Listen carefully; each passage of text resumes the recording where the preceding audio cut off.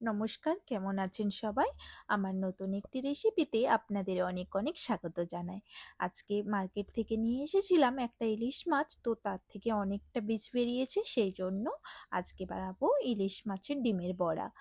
যার জন্য বীজগুলো ভালোভাবে ধুয়ে নিলাম, মানে মাছের ডিমটা ধুয়ে নিয়ে একটা বাটির মধ্যে দিয়ে দিলাম পরিমাণ মতো হলুদ গুঁড়ো আর লবণ, আর দিয়ে দিচ্ছি আদা রসুনের পেস্ট।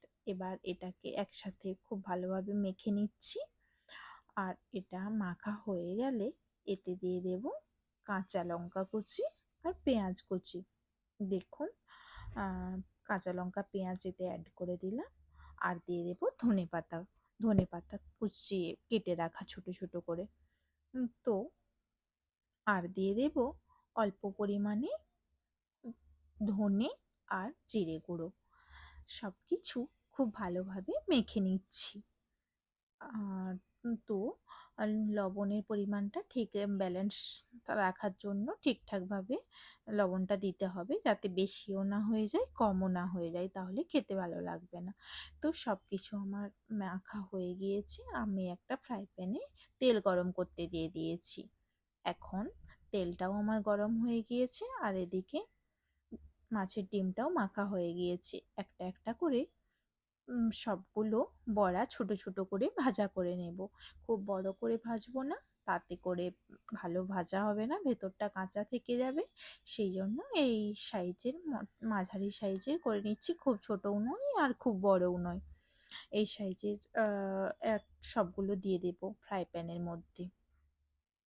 তো সবকটা বড়া আমার ফ্রাই প্যানে দেওয়া হয়ে গেলে আমি এখন আমি কিন্তু ফ্লেমটা গ্যাসে কম কম ফ্লেমে রেখেছি, কারণ বড়া দেওয়ার সময় বা বড়া ভাজার সময় হাই ফ্লেম বা মিডিয়াম ফ্লেমে রাখা চলবে না, তাতে করে বড়াটা বীজগুলো পুড়ে যাবে বা লেগে যাবে।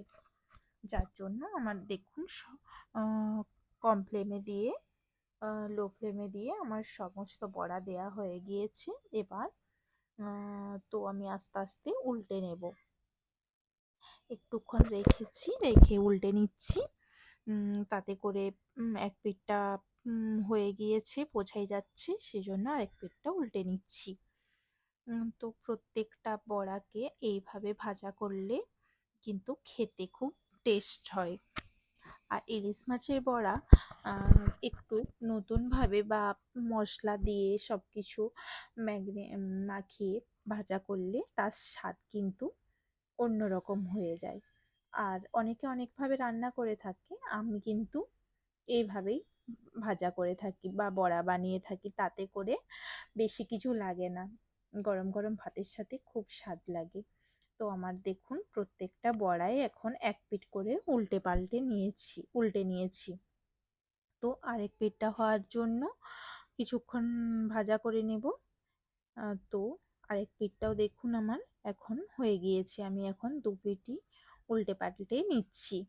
আর মাঝের মধ্যে এই হাতার সাহায্যে চেপে দেখে নিতে হবে ভেতরে যাতে কাঁচা না থাকে, সেই জন্য আমি মাঝের মধ্যে চেপে দেখে নিচ্ছি যাতে কাঁচা ভাবটা না থাকে। তো এখন আমার দু পিঠই আরও একবার দুবার এইভাবে উল্টে পাল্টে 5 মিনিটের মতো কম ফ্লেমে উল্টে পাল্টে ভেজে নেব, তাতে করে সব বড়াগুলো খুব ভালোভাবে ভাজা হয়ে যাবে। আর সব সময় লক্ষ্য রাখতে হবে কাঁচাটা না থাকে, কাঁচা কোনোভাবেই থাকা যাবে না, সেই জন্য গ্যাসের ফ্লেমটা হাই আঁচে দেওয়া চলবে না। তো এখন আমার প্রায় দু পিঠই উল্টে পাল্টে ভাজা হয়ে গিয়েছে, আমি পরিবেশন করে নিয়েছি। দেখুন ভেতরটাও কাঁচা নেই, খুব ভালো লাগছে খেতে। Thanks for watching.